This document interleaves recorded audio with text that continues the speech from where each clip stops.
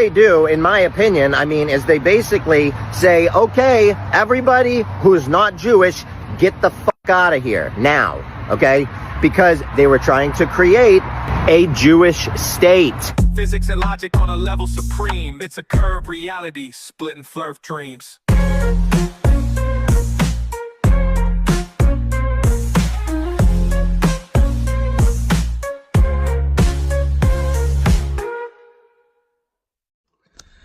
Hey folks, welcome back to Curious UK here. So that there is a flirt who's on, mainly I think it's on TikTok. He may have a YouTube channel.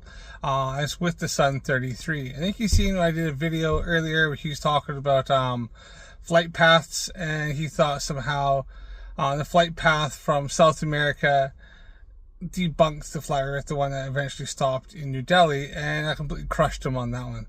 So we're going to check out this one. This one here is kind of off the whole like flat earth thing so much, and he's talking about Israel and his theories about the Rothschilds and their involvement in the formation of the Israeli state that we know to this day. So let's get into it and see what he has to say. 1948, and the Rothschilds decide that they want to purchase Israel. So is he saying that Israel already existed in 1948? He's saying that the Rothschilds wanted to purchase Israel, which is, then what he's implying is that Israel already existed, and then the Rothschilds wanted to buy it. So I think this kind of contradicts everything he's trying to say. But yeah, to purchase something, it has to exist in the first place. So yeah, that's kind of weird why you'd say that. But that's not the case. Rothschilds were they were major financiers in the formation of modern Israel that we have now, and the separation of the Israeli and the Palestinian state. It actually started in 1817, where the Lord Belford, who was the Foreign Secretary of England, had actually wrote to the Rothschilds, asking, implying how he wanted to have an Israeli state. The Rothschilds, being a very rich and prominent banking family, he knew that they would have the finances and the pull to be able to help facilitate this and get this going. Now, the Rothschilds did actually help in the establishment of Israel and different infrastructure and farming and getting things going. And this, well, probably part of it was to have an Israeli state, them being a rich Jewish family. But also, if you look at it from a business point of view, this is actually probably a smart move for the Rothschilds, as then they would have a lot of investment, a lot of money, where they could see a profit coming back from them. So they'd invest all this money, and they knew that then, as the Israeli state, they could ensure that this that Israel would be a profitable and growing country. Then they'd see return on that investment, and this is simply because they were a fairly well educated and very successful business family, and they probably see where this would be a really good return on investment. Get in there, they'd have a lot of their fingers, a lot of different pots in a country. For one, for the Jewish people, and two, then they'd have maybe money investments in things like agriculture and infrastructure and things that maybe they hadn't quite been able to get into, but they're interested in. As I've heard say, if you invest in land, it's usually a very safe investment, because land never decreases in value. It always ends up becoming more expensive, and you can turn around and sell or make money on it. So there's probably other motivations why the Rothschilds got into it. One is probably is that they probably agreed that having an Israeli state or have a Jewish state would be good for their people, to have somewhere where people had a safe haven. Because the Jewish people didn't have a established country or homeland. And if you look back in history, and I'll go into that further, what was known as Palestine wasn't always Palestine. It's been a land that's been fought over and been contested for a very, very, very, very, very, very long time. We're talking thousands of years. And at one point, it was Israeli state. It was it went from the at one point, the Canaanites, it was called Canaan, and then it was fought over, and the 12 tribes of Israel established that way back in, like, we're talking like 1,000 years before even Jesus Christ. We're talking 3,000 plus years ago. So we'll get into that a little later. But yeah, it wasn't that the fact that the Rothschilds wanted to buy Israel, because Israel hadn't actually been reestablished yet. At this point, it was Palestine. Before that, it was known as southern Syria. Before that, it was known as Canaan. Before it was called Judah. So it's been known by many, many different names, the whole area. So they go over to the Middle East, and they go to where they want to place their little Israel. And what they do, in my opinion, is they basically say, okay, everybody who's not Jewish, get the fuck out of here now, okay? Because they were trying to create a Jewish state. They weren't going to let a bunch of Palestinian Arabs stay there, so they kicked them out. That's not entirely true. See, that area, as I mentioned before, had at one time been occupied by the 12 tribes of Israel. And they had fought when they left Egypt, when they kicked out of Egypt or escaped from Egypt. They moved into the area, and they had ended up having a fight or a war with the Canaanites. And the whole place area was called Canaan at one point. And through we're talking like this is like 1200, 1500 BCE. And they end up getting their homeland. Now, they believed that this land was promised to them by their God. And as was very common in the time, where religion pretty much formed everybody's whole like world views and political views and what they thought was right and wrong. And the whole area was always being contentious anyways. The Middle East has been fought over for thousands upon thousands of years. So this was nothing unusual for the time. And so they ended up being the Canaanites, and they formed the tribes formed their different areas. One of the main areas called Judea, which was from the tribe of Judah. And that eventually it worked up that the whole southern area became known as Judea, and where you now have modern Israel. Now, when they went into Palestine, they actually split the area. They split it. Now, there's already a very, very large Jewish population that's already living in the area. It already had been established. People have been living there for centuries, for generation after generation. Like I said, this was originally called part of the 12 tribes of Israel that lived there way before, for thousands of years. And so all they decided to do is that they split the area, and where they see there's the larger majority of the Jewish community that already lived there, then they formed the country Israel, and they split in where the more larger community of the Arab people had lived was in Palestine. It was sort of called Palestine, so they split the area where the people who are the Palestinians, to the Arabs, had their area, and the people who already lived there and been living there for centuries already, they now called Israel, to give the Israelis a homeland and a kind of a safe haven from the go. So it wasn't like they went and kicked them out. They didn't kick anybody out. They already lived there. The Jewish people communities had already been established, had been there for generations already, and same thing with the Palestinians and the Arabs. So that is a complete and utter false lie. They gave them a little teeny place to live on the other side of the Gaza Strip. Now, years and years later, they want that land because it's on the ocean. It's really incredible how stupid most of us Americans, and myself included, because...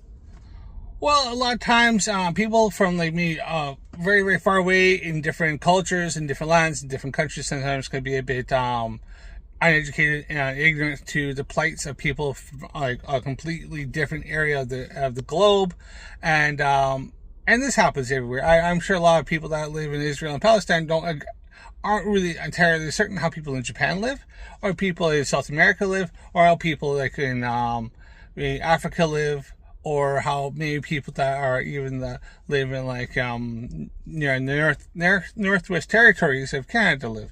In fact, I'm pretty sure even with the Sun 33 probably doesn't have a clue how people like in Alaska live. I think he lives in Florida, so even in his own country, I would doubt that he probably thinks that they run around dog sleds, live in igloos, and eat whale blubber. And I'm not even joking, I've actually had Americans say that when I lived in Canada, and I didn't actually live that far away from the border, because most of Canadians' population lives not too far from the American border, more in the southern part of the country, because it's very, very cold in his spot, inhospitable when you get higher up. But I do digress. Yeah, by him saying he's stupid, yeah, that's a given. We can establish this quite easily. He's with the Sun 33 is not a smart man, if you know what I mean. Because before I learned any of this, I was the same as everyone else. Oh yeah, pro-Israel, go, woo-hoo! Like I wasn't out on the street chanting it like a knucklehead, but that's really what I thought because I believed in all this bullshit, man.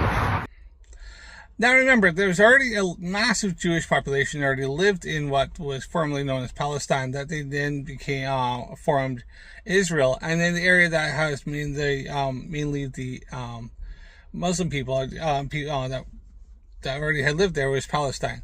Now there has been fighting back and forth, and there has been stuff for, like I said, this has been going on for thousands of years. It's nothing new. But this latest conflict was down to Hamas. Hamas had attacked a bunch of the final straw that sparked all this was that there had been an attack on a music festival of a Jewish music festival, and Hamas had attacked and caused the end of many innocent people who weren't even combat or any inactive kind of service. And that was a final straw. This thing's been going on for a while. This group called Hamas has been doing stuff for off and on for many years. And I think at this it got to the point here after that, and there being so many people that had that's it. They decided to go in and get rid of Hamas. And it wasn't even after the Palestinians. In fact, there was many times, they warned and told the Palestinians to leave, and they've been given many times to get out anybody innocent, to the point they said, look, you need to get out, that's it, we're out after Hamas. They're hiding amongst us. So anybody who's staying is going to be considered Hamas. But you're more, please leave, we'll give you safe refuge, everything. Just get out of the area. We're going to get rid of these terrorists. And the people who stayed were then fully admitting that they were part of this organization. And many Palestinians don't actually support them. I have a friend of mine who actually works with some Arab people, and they don't support Hamas and what they were doing ever. And they think that Israel is just defending itself. And that's kind of what's going on. I think it's actually cooled down a bit, and now they're going to have to go in there and rebuild. It's unfortunate, but this, like I said, this is stuff that's been going on for several millennia. So don't think this is something new that's gone on since 1948. This is theater, and it's war. They're attacking our minds with absolute nonsense all the time, okay? Let me tell you something. If some other country came here, some people speaking different languages, and they came into my house with guns and tried to just take my stuff and my family and do whatever they wanted, I would fight back, because that's the way I am. I don't know about you. I don't know if you'd roll over, but when I see this happening to other people, even though I don't live there and I'm not there, I don't know really what's going on over there, but all right, so he's saying he knows what's going on over there and claiming all the stuff about the Rothschilds and trying to take this, but he actually now fully admitted he has no idea what's going on there. He's never been there, and it sounds like he's actually never looked into this. I've only done just a bit of research, and it seems like I have a far better understanding of the lead up to this and the whole history of the region from just doing a little bit of research online and looking at the stuff, plus some prior knowledge from me growing up, where I did grow up in a Christian belief for a while, not Catholic so much or anything like that, but I digress. But yeah, so it's kind of weird why he thinks he's going to comment on all this shit, but yet he seems to not have any idea and fully admits he has no idea. But nobody on his comment of thinking, somebody coming in with weapons and try to take your stuff. Nobody's trying to take Palestine away from Palestinians. What they're doing is stopping a terrorist organization from causing more harm and more and more people having their lives ended after several years of dealing with this organization who's hiding behind innocent civilians, and even to the point I think they had some of their bases built under hospitals, hoping to avoid being attacked, knowing that Israel is eventually going to lose their crap and come after them. And that's what they've done. But I know the story, and I know that a very wealthy man went to a giant piece of land and just said, hey, I'm going to take this now. A very wealthy man, he's obviously referring to the Rothschilds, didn't go in and say, I'm going to take this now. This was something that was for established people, and all they did is they drew the lines and the borders over where there's already generation upon generation and thousands of years of occupancy for a people, and they split where they said, okay, this is where most of the majorities are, and then this is where giving back to the people that they had something that had been established it had already been established thousands of years before this. And at the end of my video, I'll actually put up a bit of ancient text where they refer to this, that you can actually get a timeline. I not only, yes, it's mentioned in the Hebrew Bible, talking about the Palestinians and 12 tribes and the Exodus from, in the book Exodus from Egypt, but there's also different text from Egypt and talking about the Israelites, and talking about the people of Israel that established way back then. So not even the Bible, but even other tablets and documentation from other cultures as well. That, I don't care how much money you have or who you think you are. Those were people's homes. Yes, correct. Those were and are people's homes. And the people who were of the Jewish faith, Jewish community, had been living in that area for generation upon generation for a very long time. So they didn't go in and turf a bunch of people out of their homes. These are people who had already been living there for a millennia, if not a couple of millennia. And generations have been living in these same homes. All they did was rename the land they'd already been living on and gave it an old name that had already been given to it, and they had already established it 1,000 years before even Christ was born. That's just my opinion. And this country is filled with politicians that have dual citizenship with Israel. I mean, is that not ringing any bells? I don't know. So it's because they have some people, I mean, he's probably not, he's filled with people that have dual citizenship in Israel. But guess what? With the Sun 33, there's many people in the States that have dual citizenship with fucking Canada. Are you going to say, oh, the Canadians have this? There's many people in the United States that have dual citizenship with fucking England, with Britain. Are you going to say there's something wrong? There's many people in England, in the United States that have dual citizenship with countless other countries. So, what's your fucking point? So there's a few people that have dual citizenship with Israel.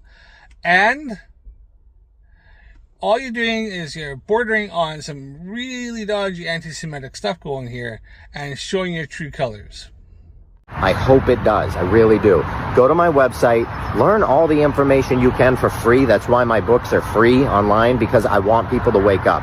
It's time to wake up from this hypnosis that we've been under for a long, long time. on his little tag that he's put up there, this is his opinion. He only says this because he doesn't want TikTok to take all this stuff down, because he is actually preaching, going into some very dodgy anti-Semitic kind of rhetoric here going here. It says, do your research. Yes, do your research, but don't go to his site, because it's all his opinion. Everything on his website is his opinion. Go to independent sources and look up where, you know, people who actually have studied this for their whole lives and know what to talk about, to look into the documentations and all the findings and the archaeology of the region. Don't go to with the Sun 33's bullshit site. All it is just him putting up his own opinions, claiming they're facts, and claiming he's done some research. But you can tell if you look at my previous video, he cherry picks what he thinks works for his preconceived notions and his preconceived bias. That's how this man works. Especially the newer generation, these younger kids coming up, I don't want them growing up with this bullshit anymore. I want them to learn the truth. I love you all so much. This is my opinion. See, here's a stone called the Mesha Stele, and it is one of the largest records talking about the world and how about when the time of the Bible. And they actually refer to the king of Israel, Mesha was the king of the Israelites, and his victory over a foe. So this actually discusses the Israelites even back then.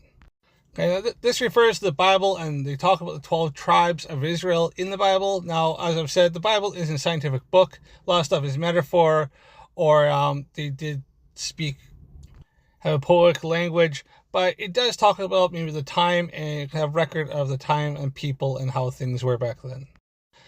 I find this the Menapa Stele, and this is a Egyptian inscribings on a tablet of granite, and it's talking about different campaigns that the Egyptian pharaoh king at the time had over different peoples in the area, and they refer to the Israelites.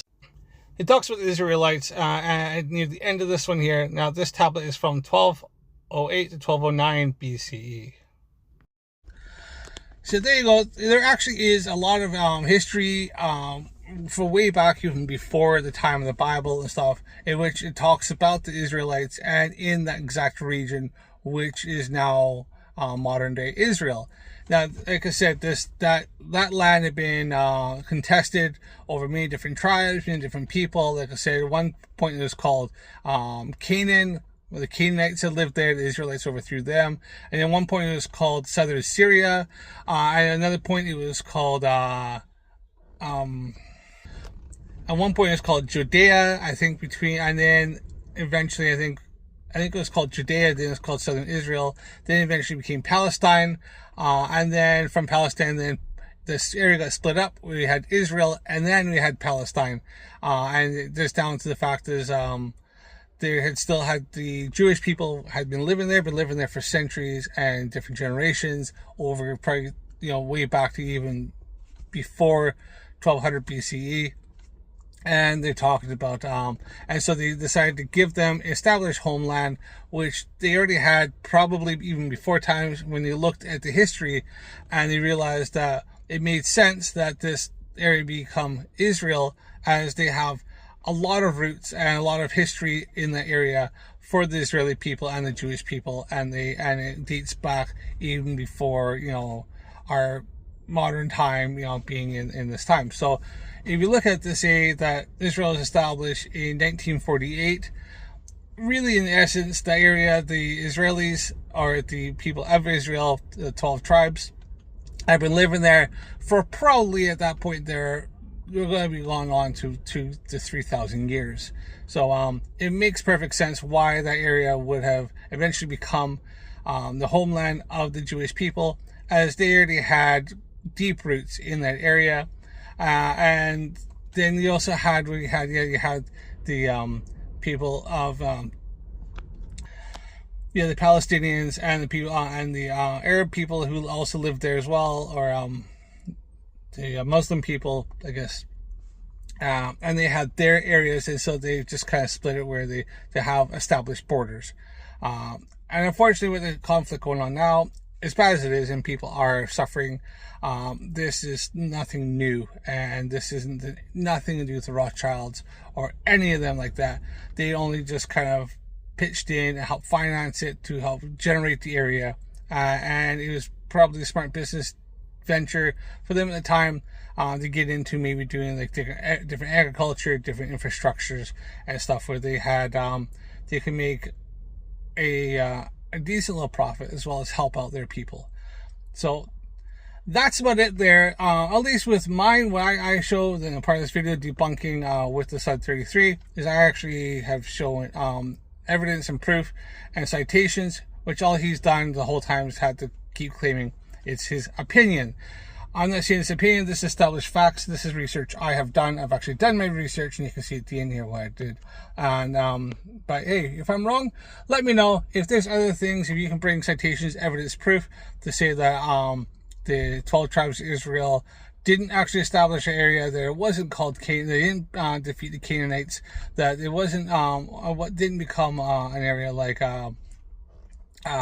southern Syria. They hadn't at one point it wasn't called Judea. And the fact is that that area has had all sorts of different religions and different beliefs all through the whole area for thousands of years. It was never really an established Muslim area. It's always had Jewish people and a massive Jewish community there. Just finally gave them a homeland. And I know there's contention over the city of Jerusalem, and it's obviously a holy city for the Islam, for the Jewish, and for the Christians, and obviously there's contention over that. That's for the Crusades, all that crap as well. But that's another story. Alright, thanks for watching. Don't forget to follow me for more videos. Click that like button if you like this video. Comment down below. Let me know what you think about it. And if you haven't subscribed yet, subscribe to my channel and let me know. Help me out. Thanks for watching, and see you again.